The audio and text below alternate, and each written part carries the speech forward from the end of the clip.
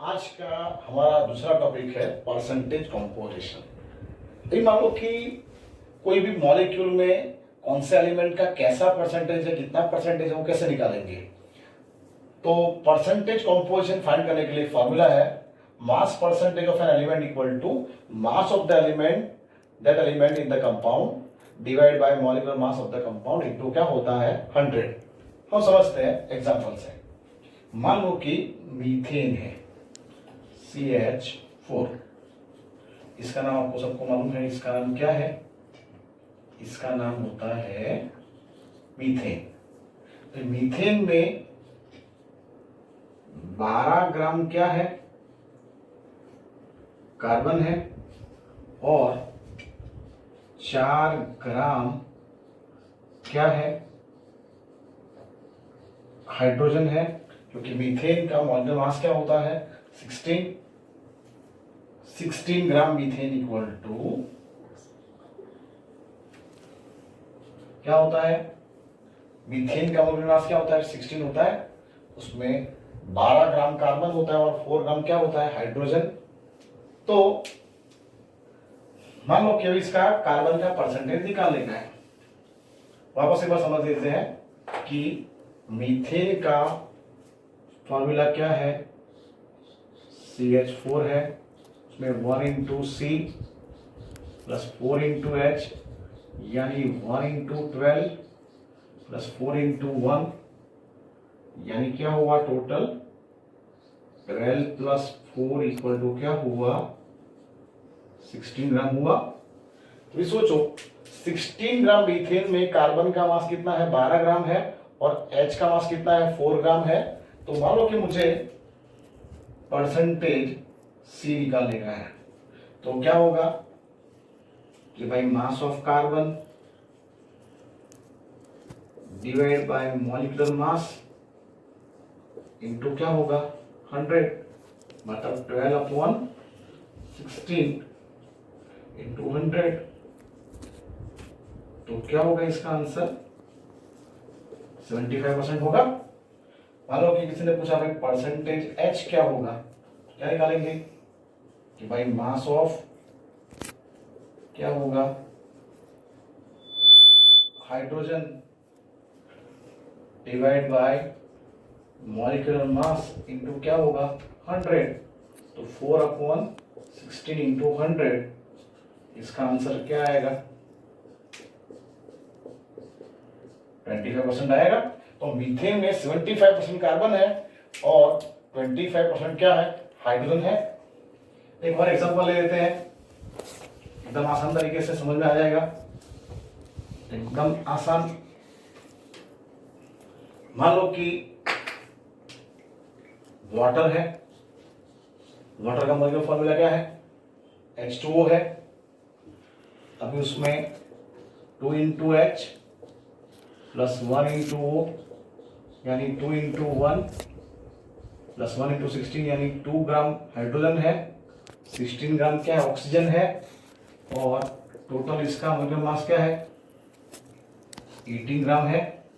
So percentage H इन H2O क्या होगा 2 upon 18 into 100 करेंगे आप, तो इसका आंसर 11.11% आता है। अब निकाल देना। और परसेंटेज ऑक्सीजन इन वाटर करेंगे तो क्या होगा ये 16 अपॉन 18 इंटू 100, तो ये आएगा आपका 88.88%। Thank you.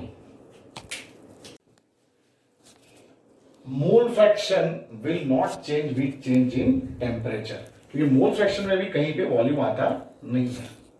नेक्स्ट है मोलारिटी। मोलारिटी का सिंबल होता है कैपिटल M। अभी क्या होती है मोलारिटी?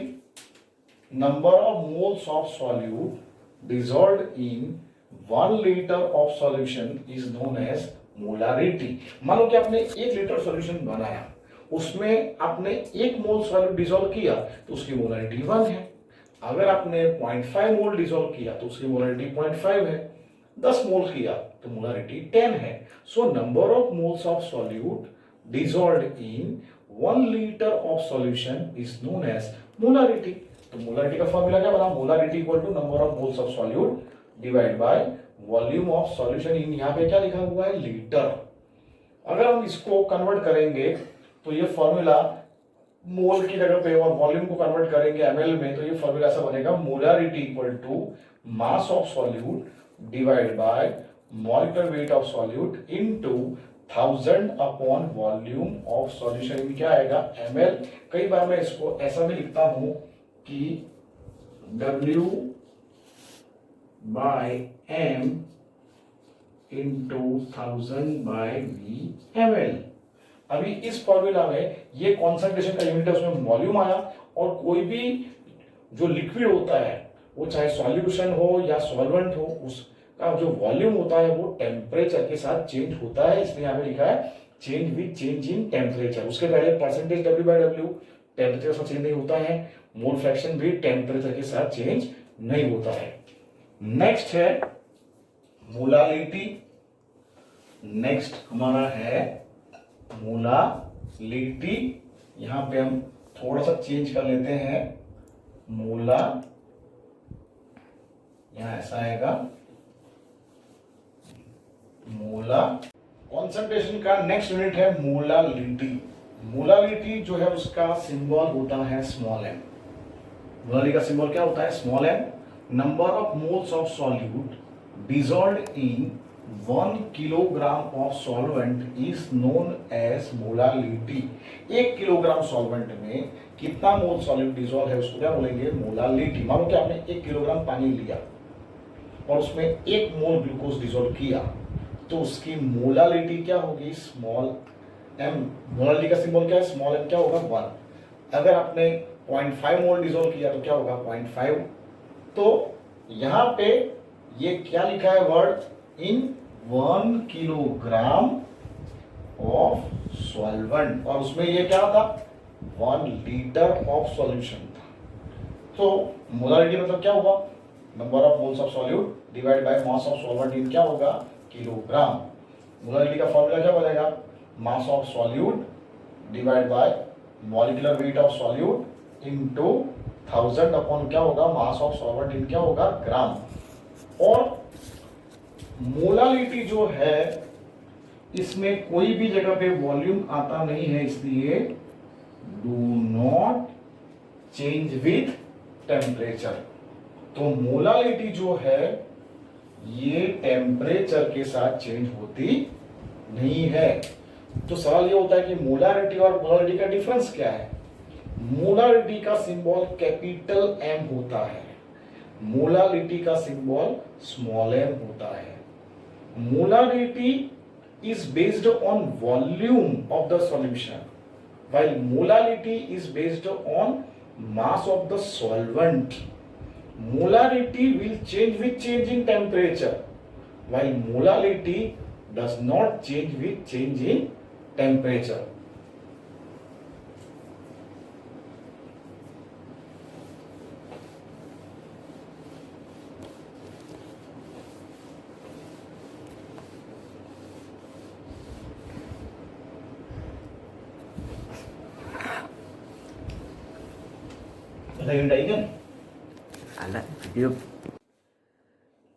अभी नेक्स्ट हम अभी ये क्लास में सीखने वाले हैं कि सॉल्यूशन के कौन कौन से यूनिट्स होते हैं, कौन से यूनिट टेम्परेचर के ऊपर डिपेंड करते हैं, और पूरे न्यूमेरिकल के लिए ये आपको याद रखने पड़ेंगे।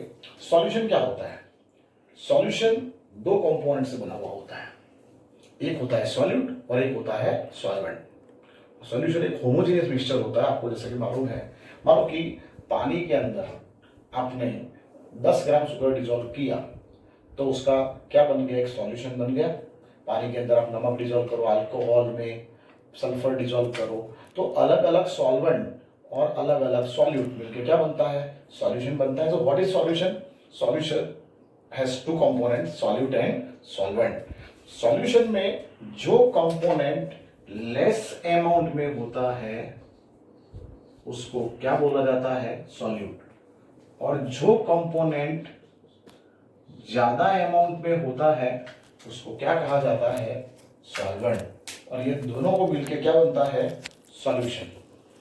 अभी सॉल्यूशन के अलग अलग यूनिट्स है। सबसे पहला है वो है परसेंटेज W/W।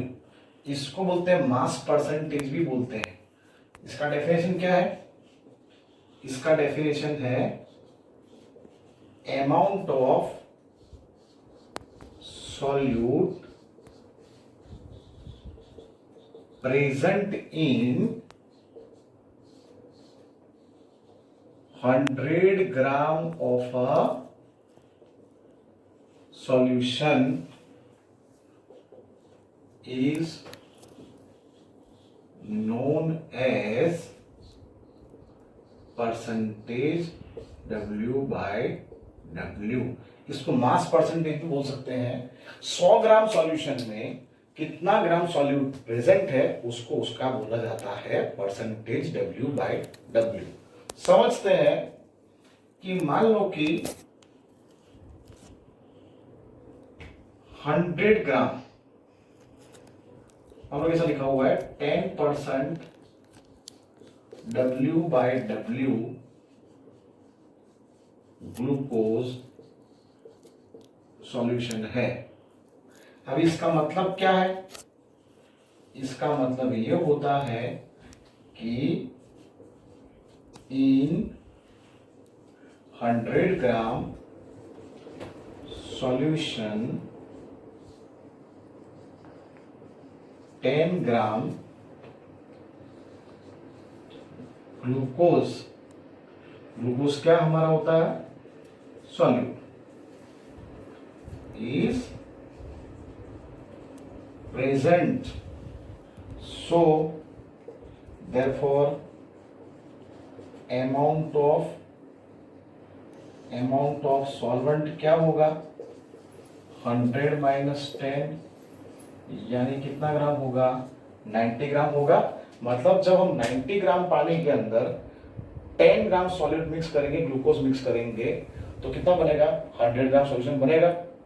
आयोडेक्स की बॉटल के ऊपर ऐसा लिख के आता है 4% आयोडीन।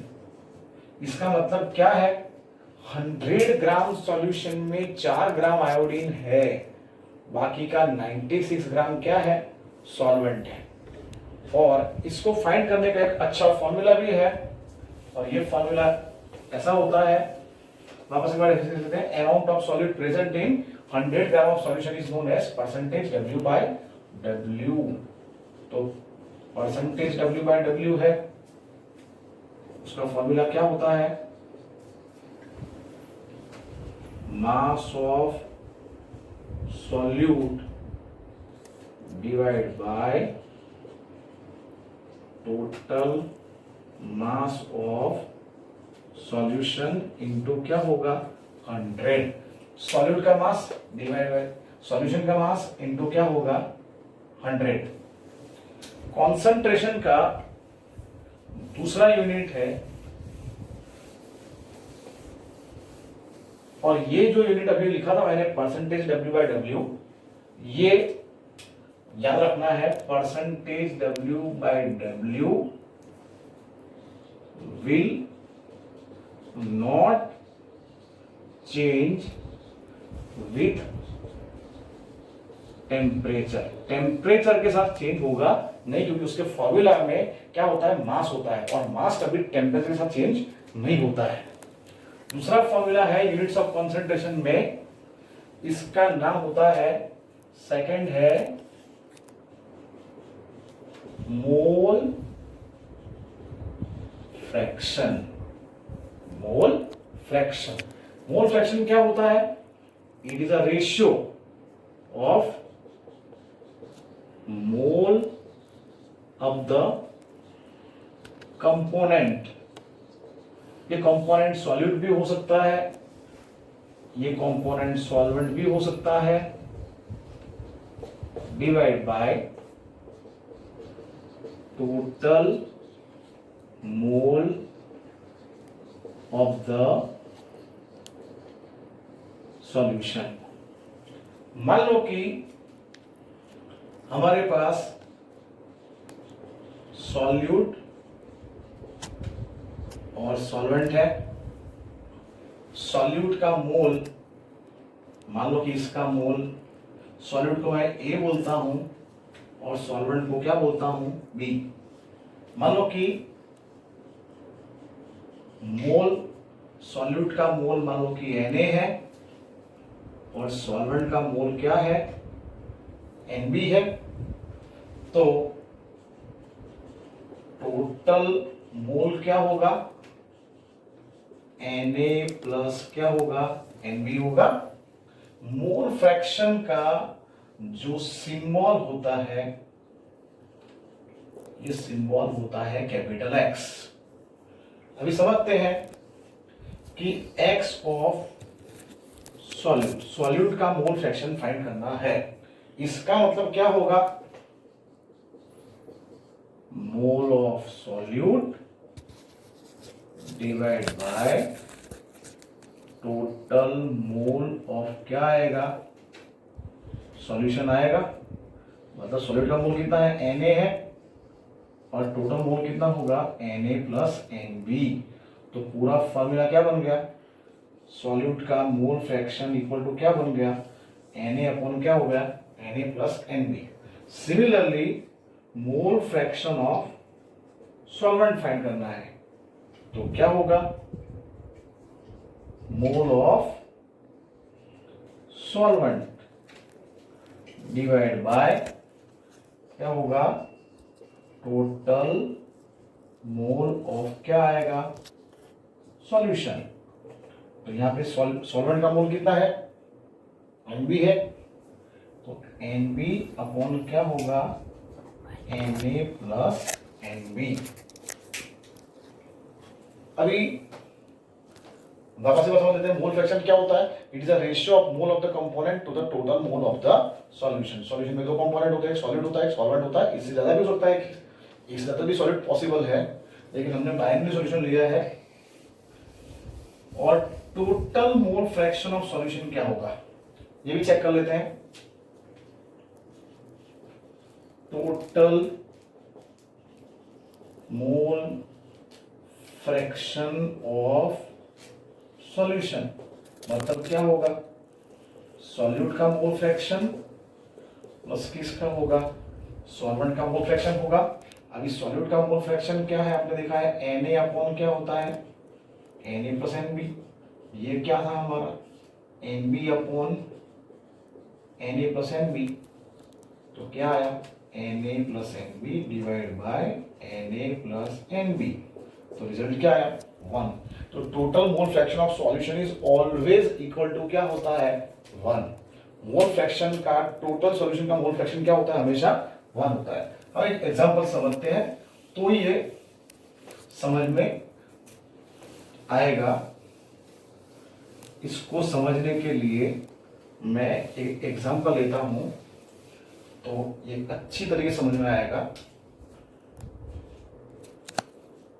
समझ लेते हैं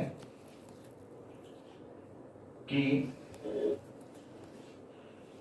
40 ग्राम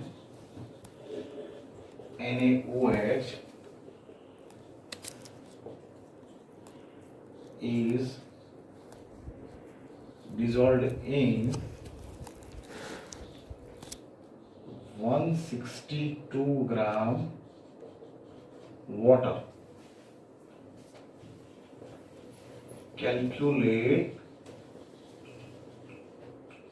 mole fraction of NaOH and water. सबसे पहले आपको मालूम होना चाहिए, यहाँ पे मैं लिख देता हूं एटॉमिक मास। सोडियम का क्या होता है 23, O का होता है 16, H का होता है 1, ये दिया हुआ है। सबसे पहले मॉलिक्यूलर वेट ऑफ H2O क्या होगा, 2 into 1 प्लस 1 into 16 क्या होगा, 18 ग्राम पर मोल होगा। Similarly molecular weight of NaOH क्या होगा 1 इंटू 23, एक Na है एक H है, प्लस 1 इंटू 16 प्लस 1 इंटू 1, तो क्या होगा ये 40 ग्राम पर मोल होगा। अभी मोल का फॉर्मूला मैंने बताया था, मोल इक्वल टू क्या होता है मास अपॉन क्या होता है मोलिकुलर वेट या मोलिकुलर मास होता है। तो दोनों के मोल निकाल देते हैं। मोल ऑफ NaOH, और दूसरी बात यहां पे दिया हुआ है दो चीजें, मास ऑफ NaOH कितना है 40 ग्राम है, और मास ऑफ H2O क्या है 162 ग्राम है। तो मोल ऑफ NaOH क्या होगा 40 डिवाइड बाय 40, कितना आया 1। सिमिलरली मोल ऑफ H2O क्या होगा 162 डिवाइड बाय 18, तो ये कितना आएगा 9 आएगा। अभी मोल फ्रैक्शन क्या होता है NaOH का मोल फ्रैक्शन, मतलब mole of NaOH divide by क्या होगा टोटल मोल होगा। NaOH का मोल कितना है 1, और टोटल मोल कितना होगा, टोटल मोल इक्वल टू क्या होगा 1 प्लस 9 इक्वल टू क्या आएगा 10 आएगा। तो 1 upon 1 plus 9 that is 1 upon 10 equal to क्या होता है 0.1। सिमिलरली मोल फ्रैक्शन ऑफ पानी क्या होगा, mole of H2O divide by total mole आएगा, तो ये क्या होगा 9 डिवाइड बाय 1 प्लस 9, मतलब क्या हुआ ये 9 अपॉन 10, यानी क्या हुआ 0.9। और ये दोनों का टोटल करेंगे तो कितना आ जाएगा 1 आ जाएगा। Thank you.